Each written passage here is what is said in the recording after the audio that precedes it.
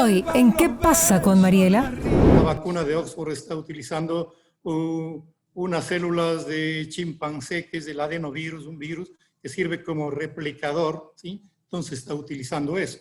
La vacuna china está utilizando la misma cepa del adenovirus, pero adenovirus humano. Es decir, todos saben lo que están haciendo, pero todavía no tenemos los resultados.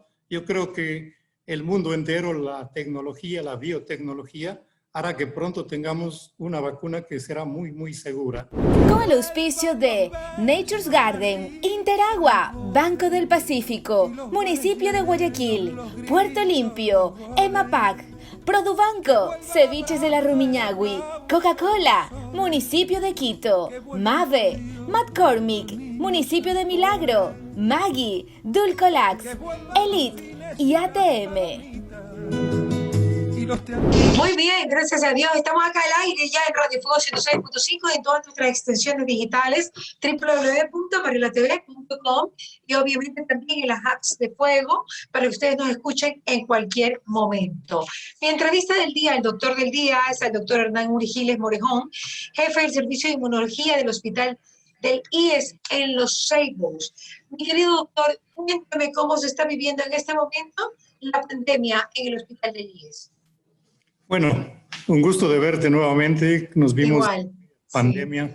Ahora estamos post-pandemia. Pues, bueno, no sabemos, ¿estamos en post-pandemia o estamos en pandemia? Bueno, pero ya más o menos las cosas que se han ido reduciendo de la gravedad que teníamos, pues las circunstancias son mucho mejores y esperemos pues que volvamos ya a la normalidad algún momento en donde estamos viendo pues que el virus ya es menos agresivo, estamos logrando, diría, controlar un poco, hay menos virus circulando, la gente tiene menos carga viral y pues contagia menos. Eso ha hecho pues que a lo mejor tengamos nosotros ya anticuerpos de rebaño y estamos protegidos, mucha gente podemos habernos enfermado y digamos haber pasado la infección y sin haber tenido síntomas. Es decir, tú tienes que hacerte un examen a ver si ya lo tienes anticuerpos o no lo tienes todavía. Claro, pero puede ser que sin anticuerpos, doctor, tengamos ya inmunidad de rebaño. Es decir, yo me hago cada 15 días exámenes y no he tenido el virus. Pero puede ser que ya yo esté dentro del grupo de que sí lo tenga o sí lo haya tenido como inmunidad de rebaño y le puede pasar a mucha gente. No sé si me explico, que no esté detectado, pero que como ha habido, digamos, cierta exposición, de repente con personas que yo ni he sabido que sí tenían el virus, capaz ya lo he manejado sin siquiera quedarse en mis células y sin ni siquiera ser percibido, pero ya estoy con inmunidad. ¿Eso puede existir? Ya, generalmente lo que estamos midiendo nosotros solamente anticuerpos. Y solo los anticuerpos no son el sistema inmune. El sistema inmune está controlado por muchas células, muchas moléculas que no lo estamos midiendo. Es decir, hay linfocitos T, linfocitos B, subclases de linfocitos. Así es. Una serie de moléculas que participan en lo que es controlar la inmunidad de un individuo. Entonces, no lo medimos de eso y eso está un poco incierto en el sentido de decir que esa inmunidad puede estar muy desarrollada, así lo tengas muy pocos anticuerpos, entonces estamos protegidos. Es decir, tengo la seguridad, tengo unos soldados de reserva que me están cuidando todavía. Entonces, esa es la circunstancia que algunas personas dicen, pues no tengo anticuerpos o que ha disminuido el nivel de anticuerpos post-infección. Entonces, no, los anticuerpos solos no significan el sistema inmune. El sistema inmune está compuesto por una gran cantidad de moléculas que todas actúan sincronizadamente. Es decir, te pongo un ejemplo. Tú tienes una cortadura y viene una plaqueta, ¿sí? Entonces, esa plaqueta se comunica con el resto de células para montar una respuesta. Entonces, viene a donde lo necesita, dice, por favor, necesito refuerzos. Entonces, vienen más refuerzos y hay células que se llaman células asesinas, ¿sí? Que destruyen directamente a los virus sin que sean los anticuerpos. Esa es la explicación de que el sistema inmune, pues, y cuando uno estudia el sistema inmune, parecía ciencia ficción, en cambio ahora es todo un misterio, se llama el misterio de la inmunidad, lo que está pasando ahora, ¿no? Que el virus está haciendo descubrir cosas que no lo sabíamos. Mire usted, claro. Ahora, en las cepas de las que tenemos referencia, se habla que la Universidad de San Francisco de Quito ha descubierto, sí, descubierto, que creo que esa es la palabra, 21 cepas en Ecuador. Se habla también de 51 en algunas redes sociales. La verdad, yo ya no sé.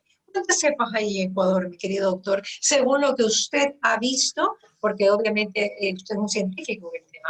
¿Cuántas hay?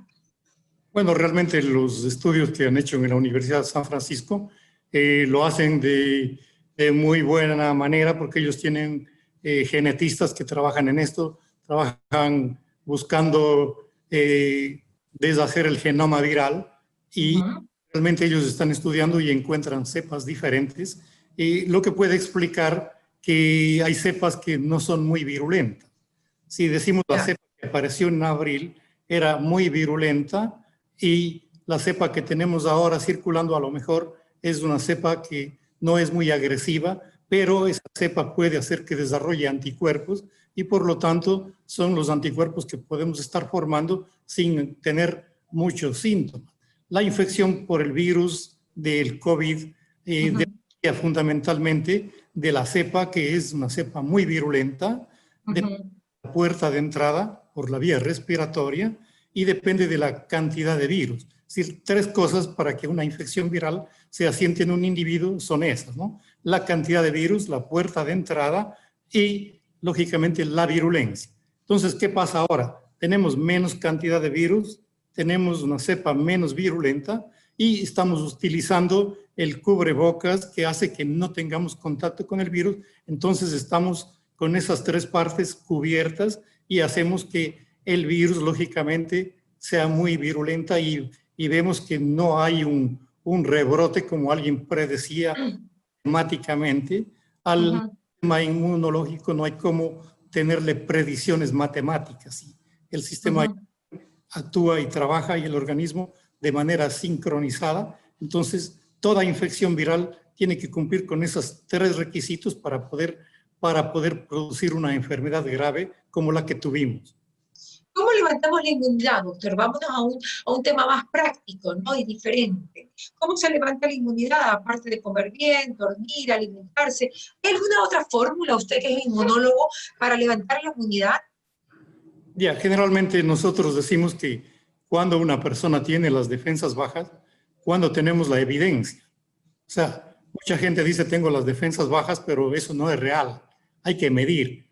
Cuantitativamente yo puedo medir cuántas células tienes, cuánto de anticuerpos tienes, cuánto de inmunoglobulina, que son las proteínas que nos protegen, que son los anticuerpos. Yo puedo determinar qué cantidad tienes. Entonces, si tienes una cantidad baja, tú necesitas un reemplazo de inmunoglobulinas. Hay cómo reemplazar esas inmunoglobulinas. Hay muchos niños que tienen inmunodeficiencias primarias, es decir, que han nacido con un defecto de inmunoglobulinas y hay que estarles reemplazando cada vez porque se infectan cada vez de microbios y puede ser mortal. Entonces hay que estarles reemplazando, pero hay como te digo, determinar cuantitativamente. Todo lo que decimos para levantar la inmunidad, pues lógicamente lo hacemos empíricamente. Si me dices que una vitamina, que un mineral levanta la inmunidad, pues no es tan cierto científicamente, porque nosotros tenemos que ver cuál del sistema inmune es lo que te está faltando y cuál es lo que está fallando. Entonces, si tú tienes muy pocos leucocitos, es decir, lo normal es tener 8 o 10 mil, y si tienes 2.000, pues sí tenemos factores estimulantes de los leucocitos que podemos administrar o podemos estimular a la médula para que produzca más cantidad de células que se requieren en el organismo. Entonces, el medicamento milagroso para decir voy a levantar el sistema inmune, no lo conozco. La inmunoglobulina, pues si te inyectas inmunoglobulina se te levanta el sistema inmunológico. Yo creo que sería digamos que no milagroso, pero te puede ayudar bastante. Pero eso se utiliza en la persona que tengo la evidencia que le falta eso, ¿sí? Ya. Tengo que tener la evidencia y no usar en todo el mundo. La inmunoglobulina humana no es para usar indiscriminadamente. Alguien dice, quiero que me suba la inmunidad y ponerle inmunoglobulina. Pues valores normales no lo vamos a poner. Entonces, para hablar de eso tenemos que tener la evidencia de que realmente le falta, y de esa manera pues nosotros vamos a equilibrar su sistema inmune de reemplazo de algo que tenemos fuera justamente para tratar estas inmunodeficiencias. Y esos exámenes son fáciles de hacer para detectar si tienes la inmunidad baja, doctor. Lógicamente que son pruebas que lo podemos hacer, son de rutina también cuando se hace, pero cuando tenemos una pandemia, pues no lo podemos poner a hacer a todo el mundo. Si las pruebas rápidas todavía solamente de anticuerpos, no lo podemos hacer todavía. No hay un sistema establecido, ha habido mucha confusión, ha habido desconfianza con las pruebas, la manera de usar, la manera de tomar las muestras. Sí, todo eso ha traído sus consecuencias y ha hecho lógicamente que estemos aprendiendo muchas cosas del virus. ¿Usted tuvo COVID, doctor? Tuve COVID con ligeros síntomas, es decir, algún día me dolió la cabeza, un poco de insomnio, y no lo tomé en mucha consideración porque pues era una molestia de un día, 2 días, y luego a las 2 semanas me hice una prueba y salió que tenía anticuerpos positivos, pues de lo malo mejor, ¿no es cierto? Porque he pasado la enfermedad por COVID, la infección por COVID sin haber tenido mayores síntomas. Entonces, eso es lo que quisiéramos que todo el mundo lo tenga, es decir, tener anticuerpos sin que el virus haya sido agresivo contigo.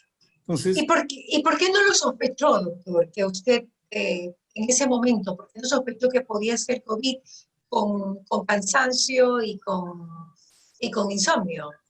me he estado controlando cada 2 meses, haciéndome pruebas cada 3 semanas y siempre salían negativas, ¿sí? Ya.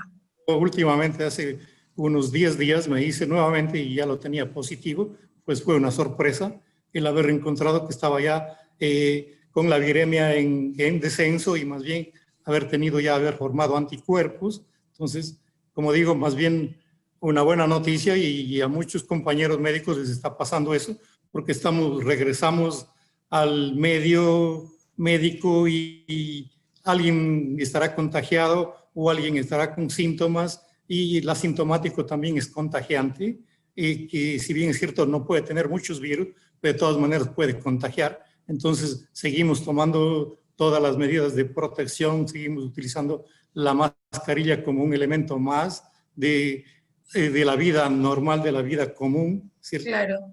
Nos olvidamos la mascarilla, tú te acuerdas, y regresas rápido a buscar dónde estaba.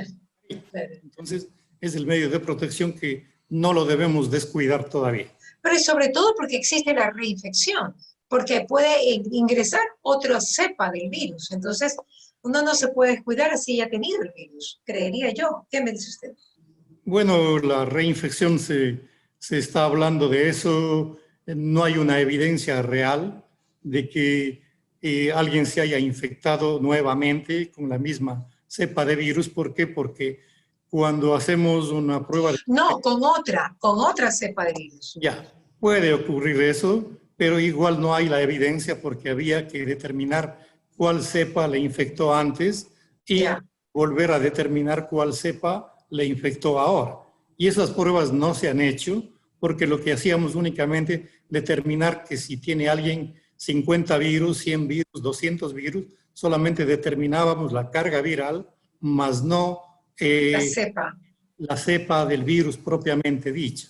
Entonces, tocaría hacer un estudio retrospectivo y hacer un estudio real de eso, que lo que están haciendo en la Universidad de San Francisco, lógicamente es válido en estar haciendo las cepas de los virus, en estar describiendo el genoma propiamente del virus. Todavía no se puede identificar qué cepas son más peligrosas que las otras. Esa identidad de las cepas todavía no la han, digamos, estudiado.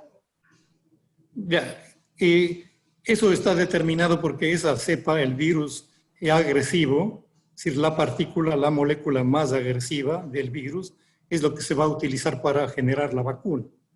Entonces, Ya. Ok. yo no puedo tomar una cepa que no, digamos, una porción, una molécula que no haya sido agresiva para desarrollar la vacuna. La vacuna parte de eso, de conocer exactamente la cepa del virus, la más agresiva, la más virulenta, para poder de esa manera comenzar a trabajar y a preparar la vacuna. La vacuna Entiendo. consiste en preparar del mismo virus. A ese virus, ¿qué es lo que le voy a hacer? Le voy a quitar su virulencia y eso se llama atenuar. Ajá. Le voy quitando su poder cada vez más. Entonces, ¿cómo lo hago eso? A un virus le inyecto en un medio de células que generalmente se utiliza embrión de pollo. Entonces, tengo que hacerle diferentes pases.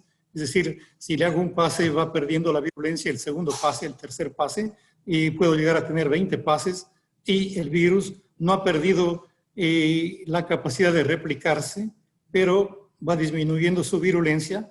Como yo le estaba multiplicando al virus en una cepa, en células diferentes a las humanas, el virus ha perdido también la capacidad de reproducirse en las células humanas.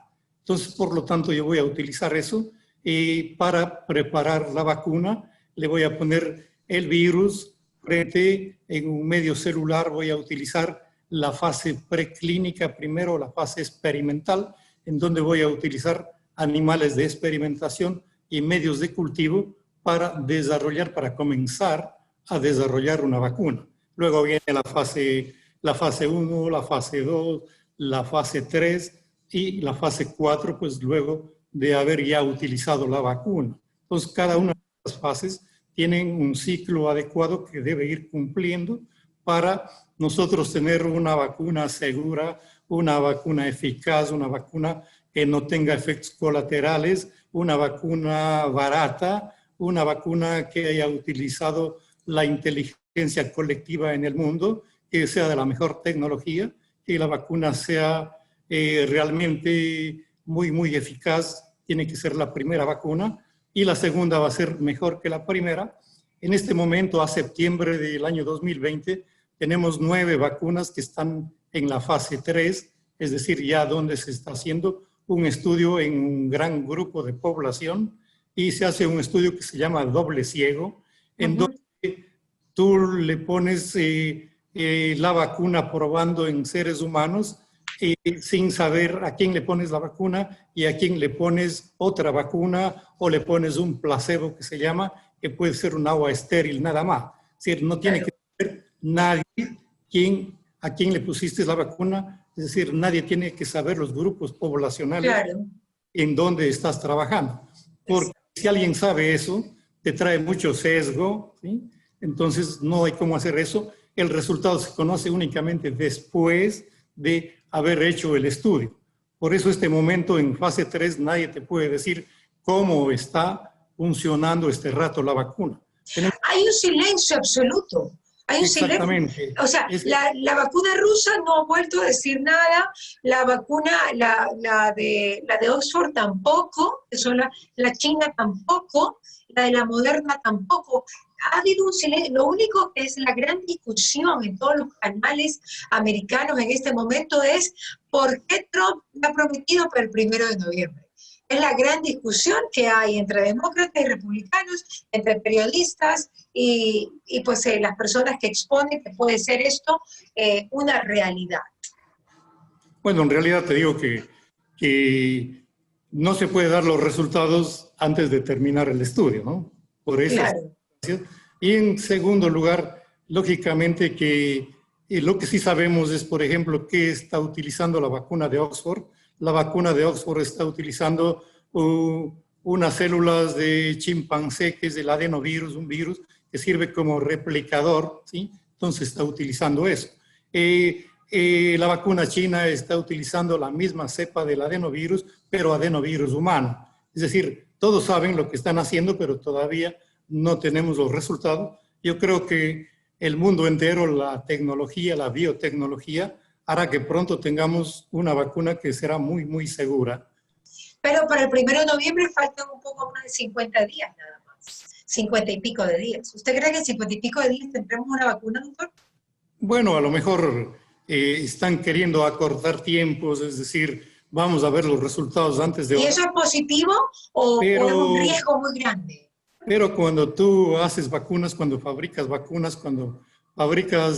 este tipo de biológicos, tienes que pensar que estás yendo a trabajar con seres humanos.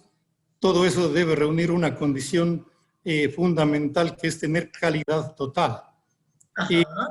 La calidad total, pues su nombre lo dice. Irónicamente, la única,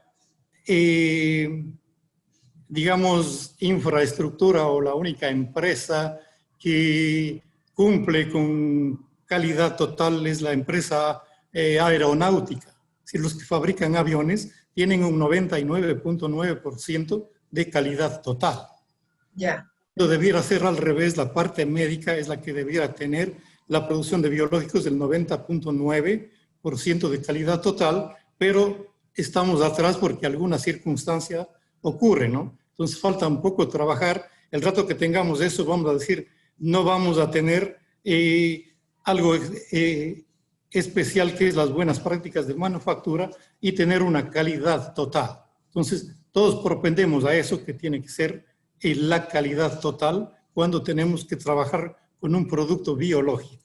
Todos los medicamentos deben tener calidad total. Creo que nos quedó una lección al mundo entero, que la salud tiene que estar en primer lugar, antes que los viajes, yo creo que antes que la comida, aunque ahí se dan, pero realmente yo creo que le quedó claro al mundo entero que hay que priorizar la salud en todos los aspectos. Perfecto, pues algún rato habíamos dejado de segundo plano, pues la salud en todo el mundo había pasado a un segundo plano, a un tercer plano, en considerar que eres saludable solamente porque te veo, ¿no? Comes bien o porque comes bien, exactamente, ¿no? Porque el aparente buen estado de salud. El aparente estado de salud hay que verificar, hay que tener, ¿cómo se llama? Tener la evidencia de que realmente tienes buen estado de salud. No vamos donde el médico, sino cuando ya nos enfermamos. Exacto.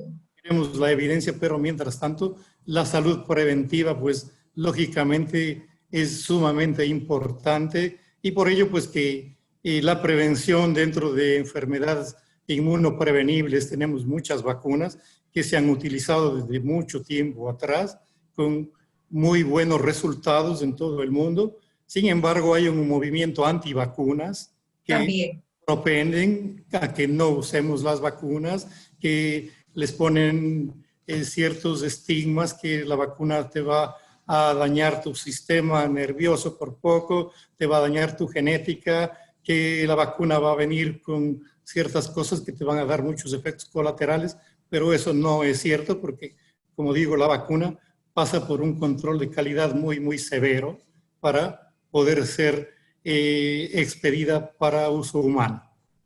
Doctor, gran información me da. Muchísimas gracias, doctor Urquile. Un gusto haberlo tenido en este programa. Ya lo sabe, estamos aquí a las órdenes y cualquier cosa nos llama para poder tener una próxima entrevista, si no nosotros lo buscamos, no hay problema. Gracias, nos doctor. Veremos próximamente, que esté muy bien. ¿Qué pasa con Mariela? Fue presentado gracias al auspicio de Nature's Garden, Interagua, Banco del Pacífico, Municipio de Guayaquil, Puerto Limpio, EMAPAC, Produbanco, Ceviches de la Rumiñahui, Coca-Cola, Municipio de Quito, Mave, McCormick, Municipio de Milagro, Maggi, Dulcolax, Elite y ATM.